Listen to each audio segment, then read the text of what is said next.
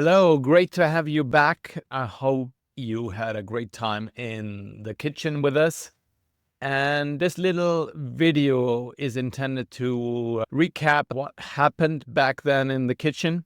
So we are aiming at three things here. Number one would be a little reflection of what happened and to get you in that situation again. Number two would be to recapitulate the 5 principles of effectuation and everything that I consider valuable around that. And number three, most importantly, is the question of how are we going to apply that in our business lives. So are you ready to start? Then let's start with the reflection. So take a minute, take a comfortable seat. You might as well close your eyes if you want to, and get yourself back into the situation of the kitchen. I'll ask a few questions and you can just jot down a few notes or play it mentally in your head. You decide. So first of all, personal reflection. So try to think of how did you feel when you were forced to cook without a recipe? That moment of uncertainty that challenged you, how did you think and feel in that situation? And how did you navigate working with limited resources and unexpected solutions whatsoever? So what was your thinking? What was your mindset in that situation? I now move on. If you want to think longer than that, you might as well just pause the video for a minute and then continue.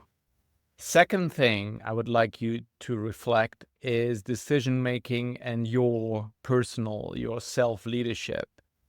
So what approach did you take in making real-time decisions, especially when things went south and didn't go as you expected them to go?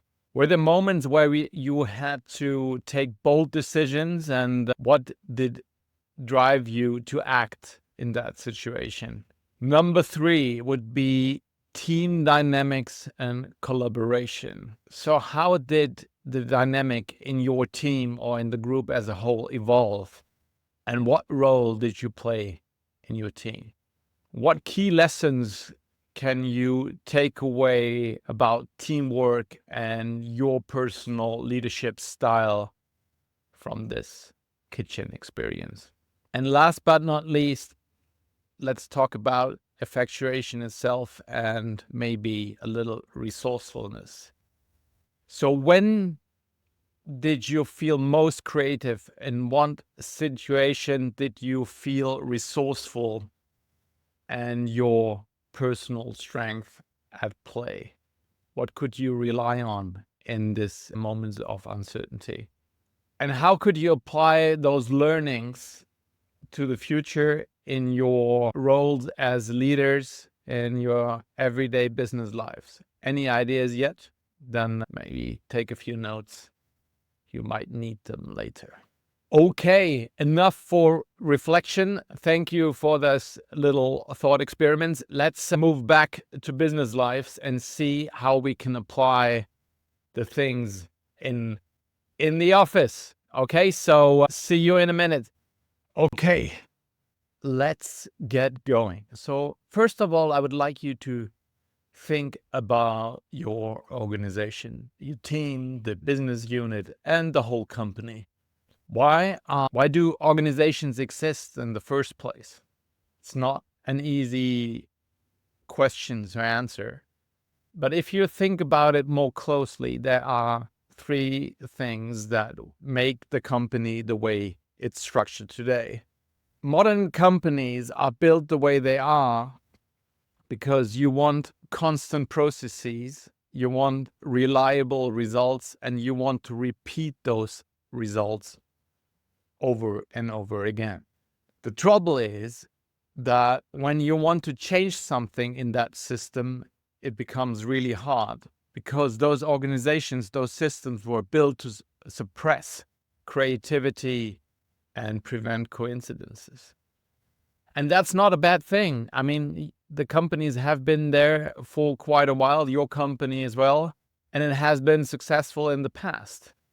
The trouble is now to how to change that. And basically, when you talk about a new mindset, a more agile, more adaptive way of leading your teams and companies, that's basically the desire to free yourself, or the company wants to free itself from those rigid structures. However, you have to accept the way organizations are built, and they are built for a reason. There is no denying of that fact. And what companies usually do when they want to change things, they think about implementing new tools, new methods, and try to change things over that, because that's the way things are learned. That's the way things are done around here. And that, of course, is the easiest way to try to change things, but it's also the weakest. So I would always suggest that we shouldn't hope for tools to change processes and then culture over time. I would recommend doing and going the other way. Although it's very hard, it takes longer, but it is way more impactful on the long run. So think about changing culture, changing the mindset, and experimenting with that would be a great way to start. However, you don't start from scratch.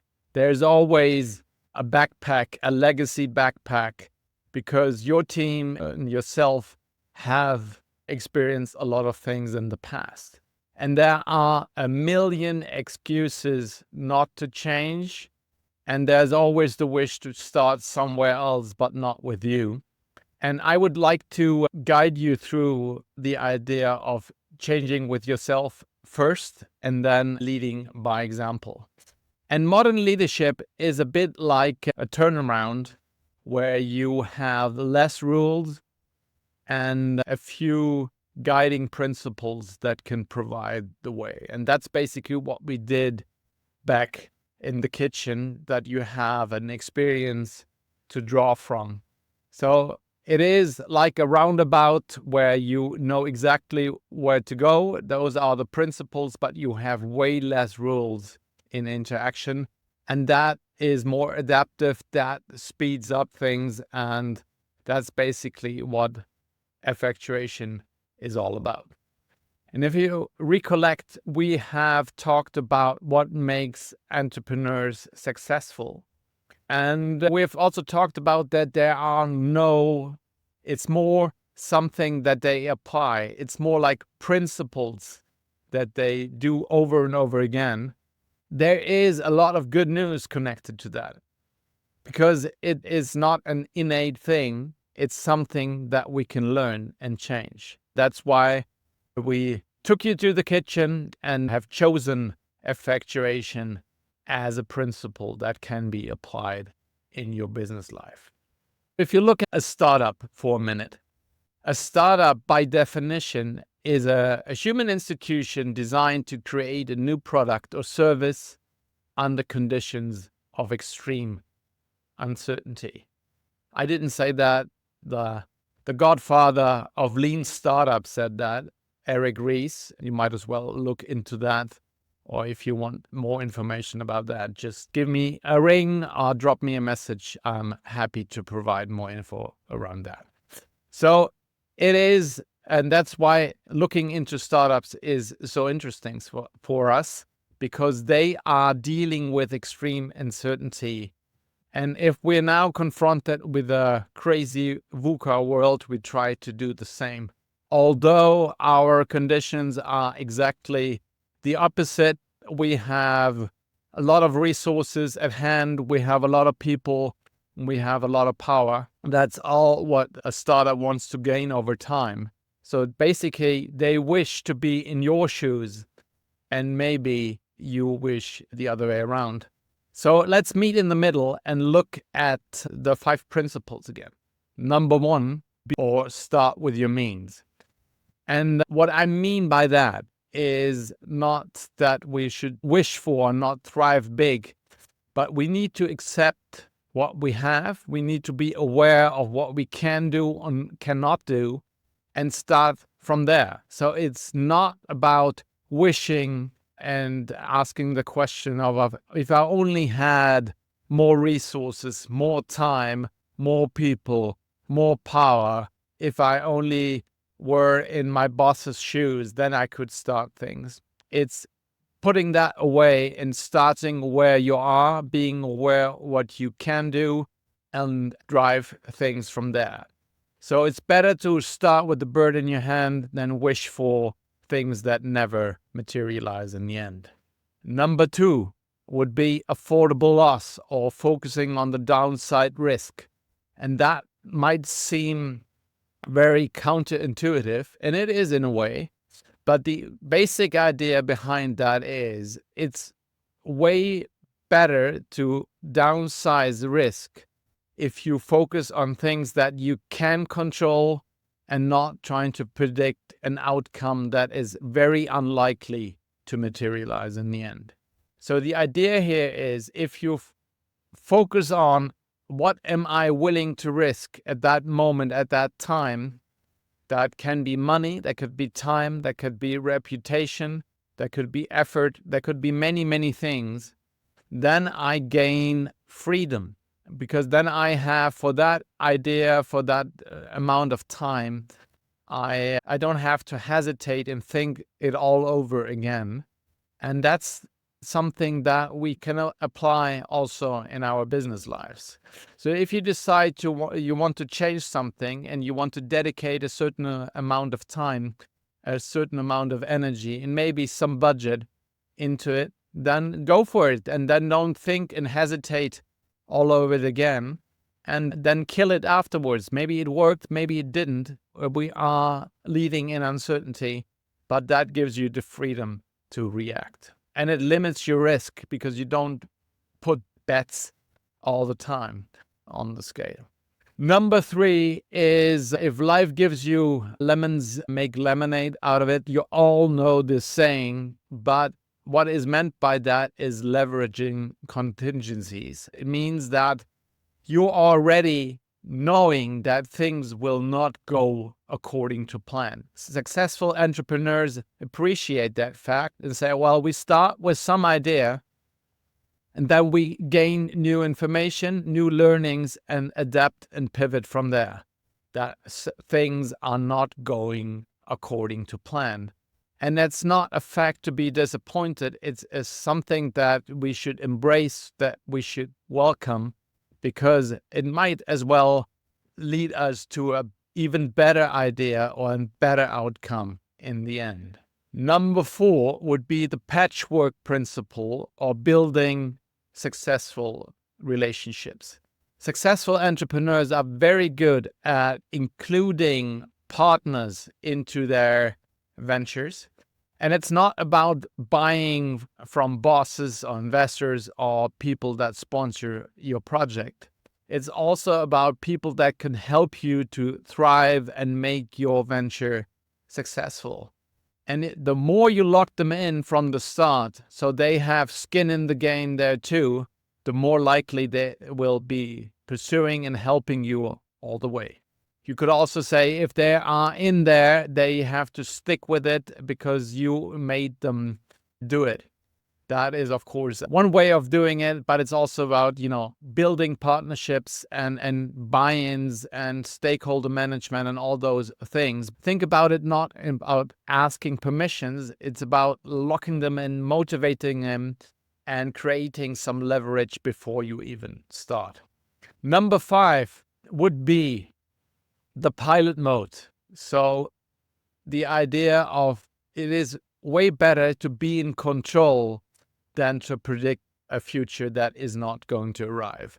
Like a pilot, you fly on site and you try to control the situation you're in, the present, and not trying to ruminate about earthquakes or natural disasters, things that could happen down the line. So it is more about staying in the present and reacting and acting proactively on that information that you have and not trying to overanalyze things and risk management into the future. The future is a nice thing, but it's far away and we cannot control it. So we want to, in leadership, gain control, and that's by focusing on what we've got at the moment. So this is the idea of effectuation, the 5 principles again. And as I told you before, that's why we took you to the kitchen, and kitchen is a beautiful example on how you can apply that. It's the difference between causation and effectuation. So causation, again, is the idea to prepare everything in advance. You have all the ingredients, the perfect setting, you have everything arranged around you, and then you go linearly, step by step, in a causal manner, and then you will end up with a result. Does that sound like a plan that you usually apply in your companies? Probably yes. In many cases, that's the way it is. That's causation, and that's a nice thing if we had everything, but life isn't that way, especially in this crazy 21st century. Things go a little different, and we need to apply a different way, a different mode of operating. And that's effectuation, or in other words, opening the fridge and see what's there and start from there and see what we can implement and invent along the course. So this is the idea of effectuation. And coming back to the main principles, maybe a few learnings in the end that might help you. If you look back at your cooking session, there are a few things that you can apply. And in the attachment, I'll send you a little canvas where you can reflect and apply those things for your own effectuation set, so in your own kitchen. So let's look at what my biggest 5 learnings are when it comes to effectuation in applying it into the business context. First of all, I really would like to emphasize that loss is the only thing that can be defined clearly when you are in an uncertain condition. So what are you willing to lose and invest? And don't regard it as loss, regard it as learning. And if under the bottom line, you come out and understand, I've learned a lot in that situation. Maybe it didn't work out, but I grew. I have a better outcome. I'm a better leader because I tried that. I think that is already a big gain. And apart from that, you can apply a few principles in terms of how much time, energy, and so on you want to put in. And then set yourself a milestone. And if you don't reach that goal, then kill your darling, even if it's the most wonderful idea and project. If it doesn't work and you don't want to put more energy in it, or you don't have more time and money, then kill it.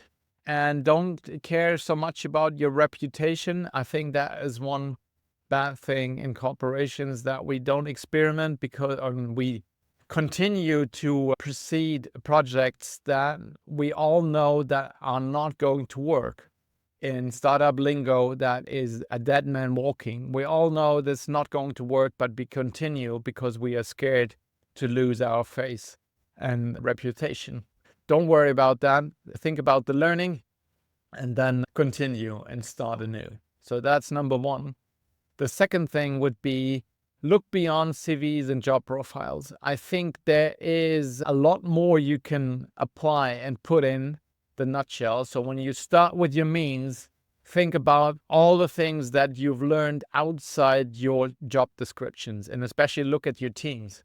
I think HR departments are not very good at knowing what people do in their spare times and what talents they have. And maybe you have more in your resource fridge than you think. It's almost always the case. Could be your colleague that does AI in their spare times. It could be your colleague doing leadership sessions or systemic coaching that could help you to apply here.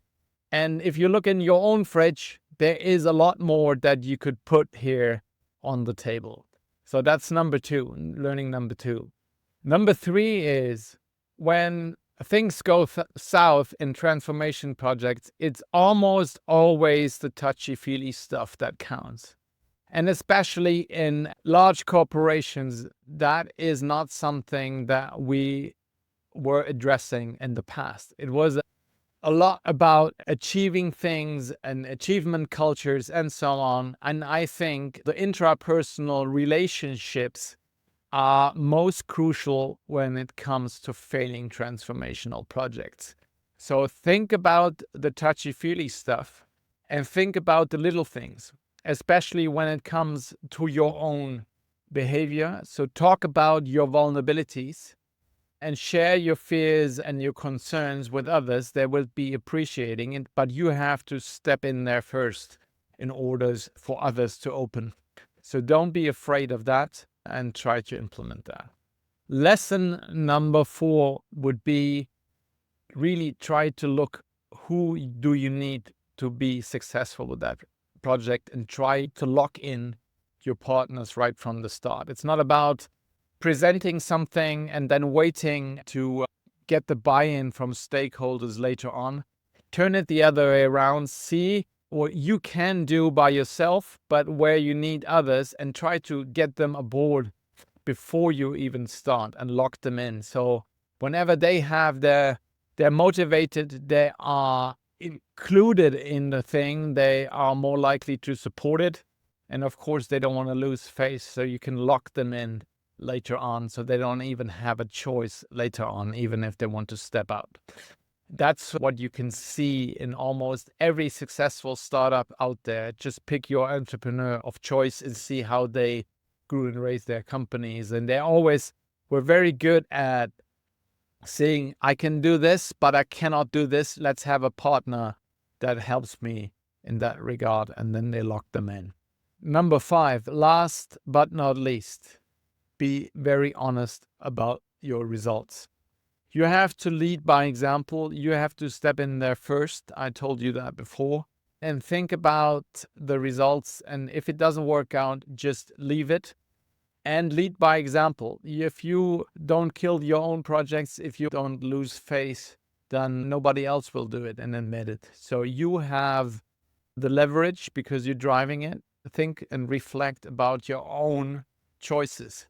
You're always under observation in your team and your company, and we are all social creatures. So we are always watching what the others are doing. So be careful on many things, that being on time when things start and how you behave. And if you expect others to be on time, be on time yourself. If you expect others to put in all your work, then do your homework first. Those are things that are very important. Those tiny little things in the end are the make or break decisions that you can make as a leader. So try to start from there, lead by example, and reflect your own behavior within your teams when you're leading your teams on a regular basis. And then if you did a mistake, admit it, openly communicate it, and then go on and try to make it better. To close the whole thing in a nutshell, I told you in the beginning that modern leadership is kind of like directing through a roundabout with less rules, with less structure, but with a few guiding principles that can really help and have to be applied. Otherwise, we're ending up in chaos. So effectuation is an idea how such principles could work for you. Of course, you have to adapt them to your own style, your own needs, your own environment, your own circumstances. So there is no copy and pasting, but it could be a start. So I would highly encourage you to set your own principles and take it from there. And of course, we here at Shiftschool, we are dealing with that. So if we can be of help, just reach out and ask a few questions.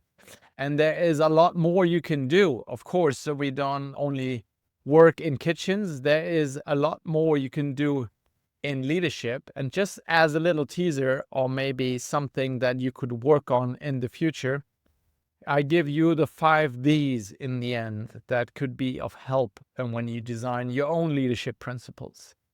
I think in uncertain times, when you transform things, if you want to innovate, if you want to change things, you need those 5 Ds.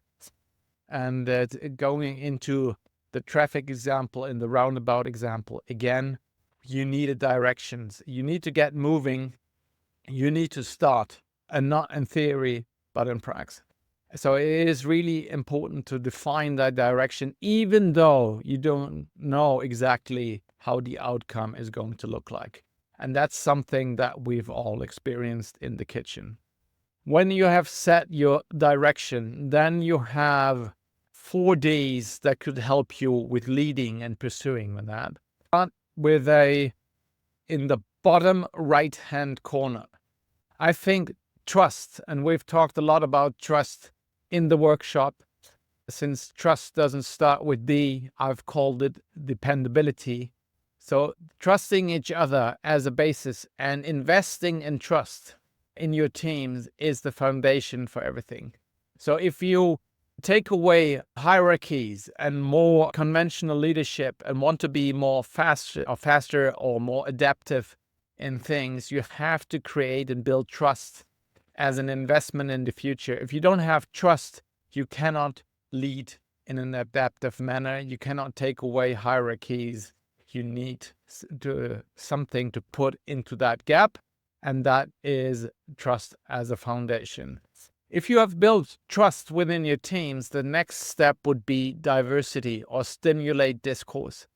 Once you trust each other, and I know that you are a good person, a well-intended person, then I can fight with you over the best possible income. So it's not about fighting on a personal level, but we need to have creative discourse, diversity of opinions in order to get the best outcome. And that is true for experimenting in the kitchen as in the office. So diversity is the second D. That leads us to the third one, that is dedication. So you put in your work first. If everybody is involved in the discourse, they are more likely to do their work and dedicate and help out. And I think we have all seen that in the kitchen. And the magic then happens when everybody is dedicated and committed to their work. Something very powerful is happening that empowers you to criticize other people and lead other people. But only if you dedicate yourself, if you put in your work first, you put yourself into a position where you can tell others to do their work as well.